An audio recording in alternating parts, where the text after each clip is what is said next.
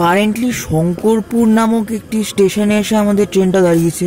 তোমরা তো বোর্ডে দেখতে পাচ্ছ, দূর থেকে কী সব গান ফান আসে। যাই হোক, যদিও এখানে স্টপেজ নেই 1 2 3 1-এর, বাট দাঁড়িয়ে আছে। বলছে মানে সিগন্যালে পড়েছে অ্যাকচুয়ালি, বাট বলছে সামনে কি মালগাড়ি না হোয়াট এভার কী আছে। তা স্টেশনটা মোটামুটি আর কি। এরপরে আরেকটা মানে স্টপেজ নেই, মানে স্টেশন আছে, তারপর জেসিডি জাংশন। তা যাই হোক, আমরা যখন এখানটা এসে দাঁড়ালাম, অনেকক্ষণ দাঁড়িয়ে আছে, প্রায় 10-15 মিনিট।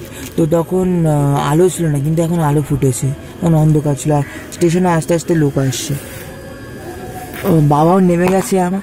এবার আমি ভাবছিলাম যে লোকোটা রাইড করি দেখিয়ে আসবো কিনা একবার তোমাদের, কিন্তু দরকার নেই, রিস্ক নিয়ে লাভ নেই।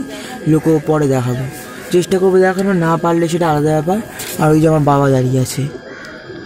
তো স্টেশনটার জন্য #শঙ্করপুর। ভাল লাগছে। আর আসার সময় তো পাহাড়টাও দেখলাম। যাই হোক, বন্ধ করি এখন ক্যামেরাটা।